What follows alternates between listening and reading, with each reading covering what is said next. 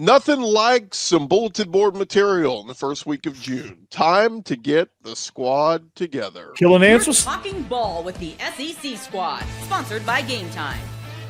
From Alabama to Tennessee, from Georgia to Oklahoma, from Auburn to Texas, it's the local experts of the Locked On Podcast Network bringing you scoops, breakdowns, and the most comprehensive preview of the upcoming SEC weekend. It's the SEC Squad, and we have a seat for you. Hurt feelings and thin skin are prohibited. Squad up, you're part of the SEC Squad. And what's up, everybody? Welcome into the SEC Squad. Sit back, grab your favorite beverage, and join us as we get you ready for another week of the offseason. And guys, only a few more weeks left. We are into June here, so it is prime off season, but man, we are just a couple weeks away from this thing actually kicking off. And today's episode is brought to you by FanDuel. Right now, new customers can get $200 in bonus bets when your first $5 bet wins. Visit FanDuel.com. Let's welcome in our panel this week on the SEC Squad. We got Corey Burton from Locked On Vandy. We got Jimmy Stein from Locked On Bama. We got Stephen Willis, host of Locked On Ole Miss. I'm Chris Gordy, host of Locked On SEC. And guys, we got plenty of stuff we got to get into, but first, nothing like some bulletin board material in week one. And I'm glad we got our Vandy host and our Bama host this week, because some interesting quotes from Ryan Williams, who we can confirm has turned 18 years old, the star wide receiver heading into his true sophomore season in Tuscaloosa, going on a podcast this week with John Gruden, where he talked about the losses last season and said, we don't call them revenge games. We're going to kill an ant with a sledgehammer this year. Corey, he's saying Vandy's an ant. How do you feel about I don't that? know who I don't know if he's talking about the right ant here, but John Gruden asked him specifically about that game, and I cracked up when I was like, I had that realization that, wow, Vandy's on the map. Like, he's actually responding to this. And he's talking about killing ants with sledgehammers, and, he's considering Vandy a threat. Like, whoa, okay, here we go. And then I made sure to tag Diego Pavia, make sure he knows, just in case he had trouble motivating the boys for that game. I tagged him. I don't know if he actually saw it. Always difficult to get up for Alabama. I know it's so tough, man. You have to have that like Michael Jordan, LeBradford Smith type motivational game where you just have to create some sort of storyline. And hell, why not use one that falls right into your lap with Barstool Gruden, John Gruden, and on Inside the FFCA, where he had the boys on there. So that's I love it, man. It makes it so much fun when there's a little bit of trash talk, honestly, and I'm excited for this one. This wouldn't happen with Saban there. Saban wouldn't do this. Not a chance, right? Yeah, it wasn't until NIL and the players making appearances on shows like this that players were even talking to the media anyway. Saban didn't like players talking to the media unless it was under, specific players made available for specific things. This show never would have happened. But, post NIL, current college players make appearances on shows. Sometimes they're even paid to do so. But under Nick, it wouldn't have happened for a couple of reasons. You guys remember, was it Quinnen Williams? I think it was that was being asked one time about preparing for Kyler Murray in Oklahoma, and Quinnen was about to take a shot at Kyler and got the sentence about halfway out of his mouth, and then stopped suddenly, pulled it back in, and then basically was like, "Never mind, no comment. Never mind, no comment." That's what happened during the Saban years. It's everything's going to be a little different, under DeBoer. But hey, before the season starts at Alabama, they're going to talk about that the big game is Georgia, that it's a big game against LSU. Let me tell you, Vanderbilt, you lose to Vanderbilt a second time in a row, this time at home, that becomes the biggest game of the year. I mean, that's the one people will talk about forever. So it is. Alabama has set themselves up to where games against teams they lost a year ago, the game against Vanderbilt, the game against Oklahoma, these are now really big games. You can't lose twice in a row to those teams. Yeah, I mean, it's obviously on his mind, because when Gruden brought it up, he was like, he got kind of uncomfortable. You saw he was like, he didn't know how to respond to that. He's like, because he knew they got vastly outplayed by Vanderbilt, and the score, it was only a 5-point game, but like Vandy was in control of that thing pretty much the whole way. So, and he knew it, and he understood that. let me bring this up too. I follow a lot of the NFL draft folks, Corey, and I saw one of the NFL draft nicks out there says he thinks Eli Stowers is due for a monster year. He thinks he's going to be the #1 tight end off the board next year. Yeah, I saw a mock draft with him to the Eagles. Yeah, in the first round. So again, that's wild. I mean, but this is like, are we not talking enough about Vandy? Like last year, they were the fun story and all this, but like Pavia back, Stowers back, Cedric Alexander back in the backfield, Langston Patterson at linebacker. Like there's a lot of good pieces on this Vandy team. I don't think it was a fluke. Like I think most of us think it was a fluke. I think Clark Lee and Vandy could be a problem again next year for a lot of teams. You know, it's really interesting that over the last 10 to 15 years, tempo became the thing. Everybody wanted to go as fast as humanly possible to get the defense off guard. So the defenses had to get quicker. They had to get faster. Vandy wants to run 55 plays and go as slow as possible. It's almost like the pendulum has shifted to the point where if you play that slow, you have the edge over the tempo. Yeah, because you keep those defenses off balance, and they did the opposite of the hurry up no huddle. They did the turtle no huddle, which they made it seem like sometimes they were going fast, but they really weren't, and it forced Bam to really second guess themselves. It forced those guys, and I never thought I'd see a team with that type of tempo and that type of philosophy. I thought I'd never see a defense wear down just by standing out there. But like it gets exhausting just being out there. I think it was 43 minutes. I think 43 minutes. Vanderbilt, Alabama. I think it was maybe 42 to 18 minutes possession time in the game. It was crazy. Yeah. So go ahead, Chris. Jimmy, I was just going to say, I'm glad Corey got his barbs in from the Vandy perspective because another ant joins us now. How about John Williams from Oklahoma? Oh, we got ants. I mean, it's an ant farm right here, baby. John, what do you make of Ryan Williams' comment calling Oklahoma an ant and the sledgehammer's coming? Give me more of that in college football. Like I want more of the villain mentality that speaks with your chest. Like that's what makes a lot of what college football is so much fun. A lot of times it's the coaches, right? The coaches are the ones getting out over their skis, saying the things that creates the bulletin board material. I love it when the players do it. It creates a whole different animal to the game where I think going into it, everybody would just expect Alabama's going to beat Vandy. They're going to have a comeback game. They're going to beat them by double digits at least and make sure that everybody knows that what happened last year was a fluke. Now that he said it, I'm sure it's going to get Diego Pavia. He's going to get Clark Lee. He's going to get all those guys a little bit more fired up as if they weren't already going to be really fired up for that game. Might just have a little bit extra juice, but I love it, man. Give me more of that, Ryan Williams. Yeah, no doubt, man. Yeah, I love it, man. And you know Diego Pavia is going to fire back at some point, and that's right, exactly. The post-game interview is going to be electric.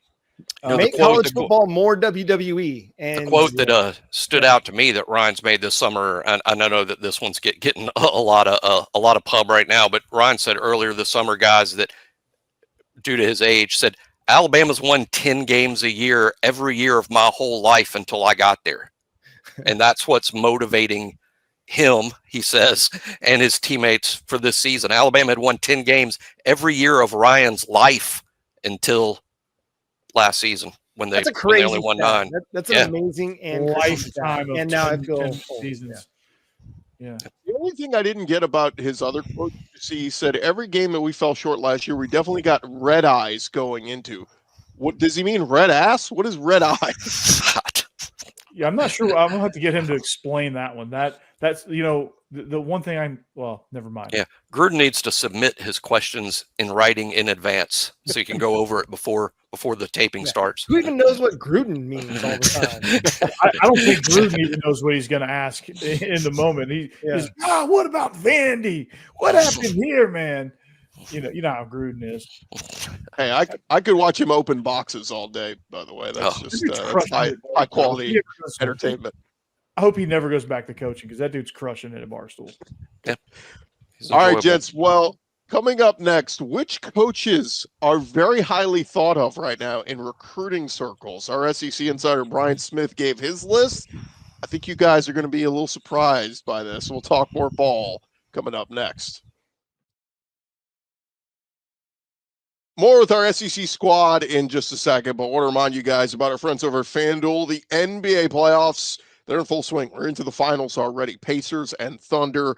And every night you're seeing awesome action from some big performances, big underdogs coming through and pulling off some upsets. And look, whether it's a game-winning shot or breakout player, there's never been a better time to get in on the NBA action. That's over at FanDuel. They're going to make it easy for you to stay in the game before tip-off bets or even live bets. They got player props, performance trends, same-game parlays. All of it is up there, and you got more ways than ever to play smart and win big over at FanDuel.com. And we tell you guys all the time, plenty of opportunities to get in on the football action as well. Some of the futures stuff that they have on there. They got week 1 lines for SEC week 1 games. If you want to get in on that, Syracuse versus Tennessee, that's up there already at FanDuel.com. Go check them out. If you're new to FanDuel, if you've never signed up before, perfect time to sign up. You go to FanDuel.com, you place your first $5 bet, and if it wins, you get $200 in bonus bets. Go make every moment more with FanDuel, the official sports betting partner of the NBA.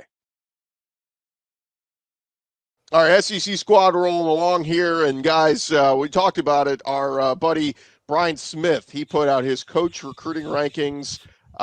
This is Brian Smith, our locked on recruiting insider. This is his rankings, and maybe this is a thought of maybe who's hot right now or whatever, but let's take a look at the rankings, and you guys can sound off on what you think of them. It's Kirby Smart, number 1, Mario Cristobal, number 2, Ryan Day, number 3. From the SEC, he's got Lane Kiffin there at 10, Mike Elko at 11, and Brent Venables at 12. But Hugh Freeze is 7th, but no other SEC coaches on this list. I'll be the one to ask, where's Steve Sarkisian? Yes, sir. Yeah. Like, Where is I hate Texas, but that dude's recruiting his tail off right now. And yes, they get big booster support, and their NIL game is off the charts. But you got to be able to close the deal. And Steve Sarkisian's done a great job. And that's the biggest oversight, I think, on this list. I think you could probably make a lot of arguments for anybody, but I'll be the one to say Steve Sarkisian is definitely one of the best 5 recruiters in college football right now. Easily. I think he should be even as high as 2 myself. I mean, based on, back-to-back Final Fours with teams he's built, potential national champion this fall, Arch Manning. Sark should be not just on the list to me, but very high. Brian Kelly is another guy that, based on what he's built at LSU in terms of the talent on that team, and he had done it at Notre Dame too. But Brian Kelly should be on that list. I'm not sure where, but he should be on it. Can somebody explain Fran Brown? I didn't realize Syracuse was recruiting at such a high level. They signed the 50th ranked recruiting class last year, but I think they are up into the 30s right now per on 30. Syracuse, that might as well be top 10. I mean, that's pretty good. That's a pretty good job. Syracuse. Well done at Syracuse. I don't know if he should be on the top 12 list, but that's a hell of a but here's the other part of this, and this is what we're not considering. Maybe Brian's taking into consideration, and Brian goes out to a ton of camps, talks to a ton of coaches and players, and he's very dialed in. Maybe he's hearing from players that, yeah, Syracuse finished 3rd on my list, or Syracuse was in my top 5. You know what I mean? Like, maybe he's hearing that from some players that are talking about Fran Brown that may be starting to stir up some interest. I don't know. That's all. I like Fran Brown. There's some there's got to be some context to this, but with the list the way it's constructed. But I still think Sark needs to be on it. Brian Kelly possibly needs to be on it. It's a pretty good list. Otherwise, I'm still trying to figure out why Hugh Freeze is number 7. Hugh Freeze at 7 this isn't just the Alabama guy talking, because I'm not even going to homer out about Kalen DeBoer. He's got a small sample size anyway, despite finishing 3rd last year. But Hugh Freeze at 7, I don't get that either. Based on the recruiting class they're putting together right now, I think is probably going to end up in the top 10. Maybe there's some real recency to this list, but based on what he's done at Auburn over the past 3 to 4 classes, I don't think you can justify putting him in the top 10. Well, weren't his last couple classes top 10? I thought the Cam Coleman class, and again, that was the very last one. The very last one. It looks like a good class so far. It does. That's why I think he's in the discussion. But 7 is he's an honorable mention. It looked like he walked through Alabama and got everybody. That's just the way the recruiting went last year, to where Auburn was able to kind of clean house. And I do agree that Sarkisian needs to be on that list. He did not get the benefit of the doubt of Texas's NIL. NIL, but Mike Elko did get the benefit of the doubt with their NIL. And at the end of the day, the NIL situation is the reason the players are there. So if you have one, the other one almost has to be there. And it's a part of the puzzle now. Yeah. We need to get over the idea that it's some, thing that we shouldn't be talking about. They mentioned Nyjah Kennedy's NIL deal in the Women's College World Series broadcast the other night. It's fine. It's part of the equation that these players are considering. It's okay. But yeah, Elko being on the list and no Sark, and listen, I think Brent Venables has done a really good job recruiting. If you bumped him off the list to put Sark on there, I'd totally understand. Yeah, Sark just signed the number 1 class. I mean, that's what's wild about this list. And, we don't have Brian here to defend himself, but, Jimmy brought up Brian Kelly. He's had, 3 straight top 10 recruiting classes at LSU. But, Zach Blackerby pointed out in our group chat, he said, well, maybe it's just LSU recruits itself. So maybe that's why he's on the list. And Stephen, I think Kiffin being on here, I think he's done okay, but I wouldn't, to me, I don't think Lane Kiffin is a top 10 recruiter. As a portal guy, yes, but recruiter, it's portal part of the equation. I think portal's part of the equation. Kiffin is in the battle for a 4th straight year with a 5-star prospect. That's never happened at Ole Miss. Yeah, if you're taking the portal into account, I think Lane Kiffin definitely belongs in the top 10. Taking the portal into account, to me, that's a absolute slam dunk. But in fact, the portal is the only reason that Brian Kelly wouldn't be on this list at LSU. Well, no, Brian Kelly just had the number 1 portal class. Yeah, but he just got serious about it. It was a situation that they weren't even being a thing the last couple of years in the portal because they were going to recruit through high school. That was going to be their strategy. Once they kind of shifted, it's changed, but you don't necessarily have the sample size. Like I said, I don't know. I don't know exactly what the criteria was on this list, but I mean, that's the only justification for leaving Brian Kelly and LSU off this list. And look, Kalen DeBoer just had, the number 3 class this past year. If he continues at that rate, and Alabama's got a lot of ground to make up right now, but as we know, we're seeing kids this week starting to fly off the, make commitments. But it's fair not to list him based on just a small sample size. I mean, really 2 classes at Washington, working on a 2nd class at Alabama. That's really the whole. I mean, we're not grading his recruiting at Fresno or at Sioux Falls, So I think the small sample size I could get as to why you wouldn't include him on the list. I think that would be fair. But again, there's just a couple names on it that I'm not sure should be in favor of others, like Sark, like Brian Kelly. Well, I feel like Billy Napier has actually done a pretty decent job at Florida. The results on the field haven't been there, but you get DJ Lagway and he's put together some really strong classes there at Florida, despite some lackluster results on the football field, which I think is kind of impressive. The 2026 class is not going very well for Florida right now. Now, maybe that's because he could be dead man walking again, but you're right. I mean, what last year's class finished 7th in the 24/7 composite. So, I mean, it was the top 10 class with Lagway, the big part of that. I'll give a little love to Josh Heupel too. I mean, he finished with the 11th best class last year. Right now, he's got one of the top quarterbacks and Brandon Faison committed. Like, Josh Heupel deserves some love as well for what he's done recruiting wise. Yeah, he's basically recruited a playoff team. I mean, the playoff team that went last year. I mean, I'm sure it had some pieces from another staff, but for the most part, Josh Heupel has recruited and created a playoff team, which is more than like Fran Brown has. Hey, is Kirby Smart on that list? He was number 1. He was number 1. Okay. I'm questioning Mario Cristobal at number 2. Maybe I just don't follow Miami recruiting enough, but that's probably true. But I've always felt like Mario was a pretty good recruiter, even dating back to his time at Oregon. It was to me, it was more of just the execution of getting all these really good players together. Now, what do we do with them? I feel like he's a good recruiter, maybe the X's and O's and just the execution of, hey, we've got these talented players. Now we got to actually have results on the football field. I think he's a good recruiter, though. And the whole winning football monster. Yeah, Miami is the port. They're doing well in the portal as well. But again, I think this was just recruiting. But yeah, Cristobal needs to worry about that. Winning football games. Yes, just have the Heisman Trophy winner, and you said that, Gordy. I don't think that it can be just recruiting anymore. It's all roster building. It's all in one bucket. Roster management. Yeah. It's a very different ballgame. I've been thinking about this a lot because somebody did a really good article on Brent Venables and Jim Nagy just the other day. And, acquisition. yeah, it is the NFL model. You're going at it 365 days a year where you're trying to add talent. It doesn't matter where it comes from.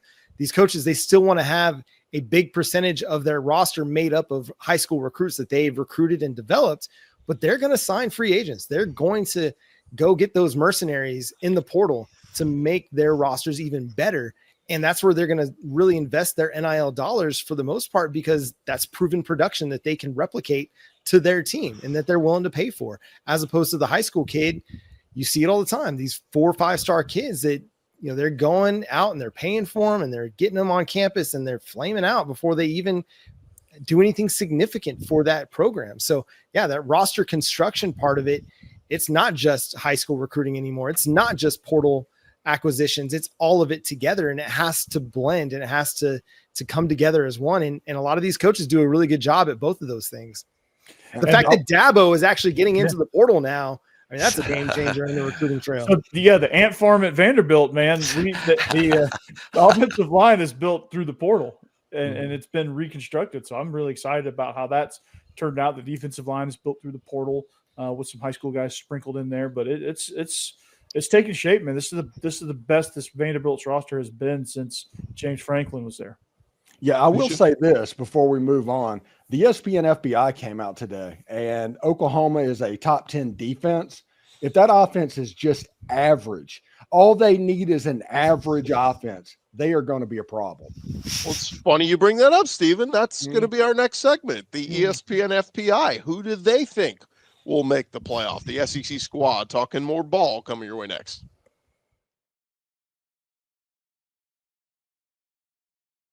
SEC squad rolling along here. Quick disclaimer. I think I said Cam Ward, Heisman winner, Heisman finalist. Travis Hunter won the Heisman.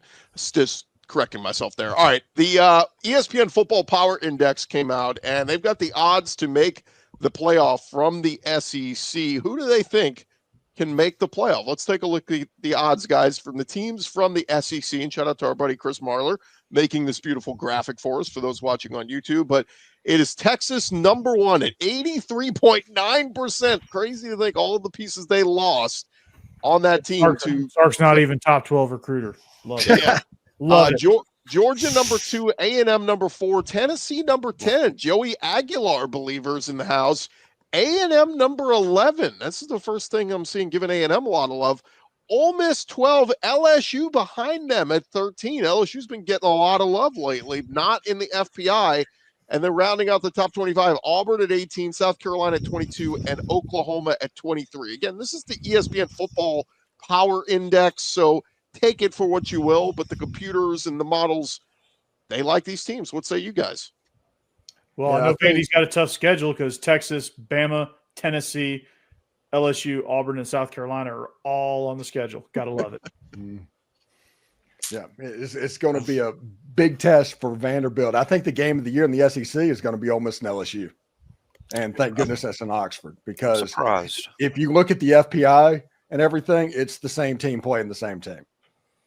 And yeah, that's going to be. I'm surprised at LSU. I would think LSU would be a little higher. Now, of course, FPI is extremely data. It's obviously data based, returning production, that sort of thing. But I would think LSU would be a little higher than that. Yeah, that surprised me when I took a look at it as well. The LSU was as low as they were, but man, the SEC is just littered in the top 25 with the FPI. It's crazy. And they say we're not the strongest conference in the land. It's the only thing I can think on LSU is that, or and some of these other schools too, are they taking into consideration, like when we say returning starters, right? I mean, I guess that matters to a point. When you bring in elite talent through the portal, and those are better than what you had, I think you need to give some credence to that, right? Well, they do. They are. I mean, they're factoring in the production from a previous school into their new school now at a fraction of it, not the full. It's hard to quantify, but they're giving some of it. It's hard to quantify. Like I think Nick Anderson, for example, didn't do anything at Oklahoma last year. So are they giving the weight of what he did as a freshman 2 years ago to what he'll bring to LSU? I don't know. That's what I'm just throwing out. Normally at Ole Miss has to go through this every year, as you can imagine. They do weigh the stats, like John said. I'm from the other school, but it's not like the full weight of it. So you're on these transfers, you kind of get punished over the high school recruiting aspect. Yeah. Well, and similar to the Nick Anderson piece, Oklahoma added Jaden Ott from Cal. I mean, he only rushed for a little over 300 yards last year because he was banged up all season. Well, the year before that, he ran for 1,300. So, yeah, LSU's getting dinged a little bit because Nick Anderson didn't really play for Oklahoma last year because he was banged up all year long. So, but that's a big piece that is certainly going to factor in for them this year. I hope. Good kid, really good kid. I really hope he's actually able to get on the field and make a significant difference. But looking at Marler's graphic, Oklahoma's going to play 7 of those teams in the top 10 of the odds to make the college football playoff. So I feel you, John. I feel you. At the same time, I've gone on record on our show and saying I don't think the schedule is necessarily as difficult as everybody wants to make it out to be. But go check out Locked On Sooners for that. Well, this is why I don't want to hear Big 12 fans jumping and going, SEC, you also played 9 conference games. Shut up. Look at what we have to go through. Yeah. Right. And teams like Oklahoma is playing Michigan. Texas is playing Ohio State. Florida is going to be playing Florida State or Miami. I can't remember which one. LSU's playing Clemson. So it's like, okay, maybe they don't have a 9th conference game, but there's an elite out of conference game. It's not like Florida's playing both, by the way. Okay, there you go. Penn State, I mean, go look at their non-conference schedule and tell me why the SEC needs to add a 9th conference game plus play these elite out-of-conference games. Yeah, it's crazy. I think 6 of the top 10 toughest schedules last year per ESPN on their strength of schedule rating, 6 of the top 10 were SEC teams, and that's at only 8 conference games. The SEC as a league already plays the toughest schedule. Adding a 9th SEC game is just, you're going to have to manipulate. The only way to make that fair is manipulating how you make the college playoff field to account for the SEC playing a tougher schedule than everyone else does. That's the only way the SEC goes to a 9th conference game is the 4-4-2-2-1.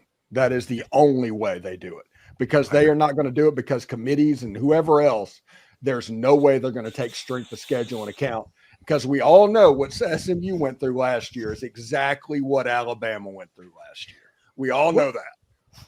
Yeah. One other thing I thought was interesting from the Football Power Index was that Vanderbilt was last in the SEC, behind even Mississippi State. Like, I know they take into account some like recent recruiting, SP Plus rankings, and things like that as they plug them into the data. But I'm like, how do you ignore what Vanderbilt did last year and have them last? And they how do the computers do that? Yeah, they're a better team from last year. The defense is going to be kind of leaky because Vandy doesn't have the athletes, but the offense, since they play slow, they get penalized when it comes to the analytics because there are other offenses that are putting up different numbers. Steve, they got a more athletic defense and 9 returning starters. Yeah, but an athletic defense at Vandy is the valedictorian of summer school argument. Not this year. That was me. The other one that's interesting, and I study all the rosters, and I dig. This is the time of year I start digging in deep and really looking at, all right, what did these teams get in the portal and all this. I look at A&M, and I tell you what, man, they've added some weapons around Marcel Reed at quarterback, and that running game. If that offensive line is going to be good, I said for my bold take I'm putting out this summer, I think A&M is going to lead the conference in rushing. Like, when you look at Levy and Moss and Amari Daniels and Ruben Owens, like, I start to look at A&M and go, maybe we should be giving them a little bit more credit here. What do they do when they get down 10 points in the second half, though? Yeah, Marcel Reed throwing the ball. That is the key to Texas A&M. Mm-hmm. If he's developed and he's advanced as a passer, they're going to be a playoff team. It's going to be dangerous for the rest of the league if he can do that, for sure. Elko, I'm a big believer in what Elko is doing. I like what he does. I like what he did at Duke. I think he can have similar effect to Texas. I wonder if that Notre Dame win at A&M last year sort of helped springboard Notre Dame into the playoff. If A&M beats Notre Dame up in South Bend, it could the flip flop could happen this year.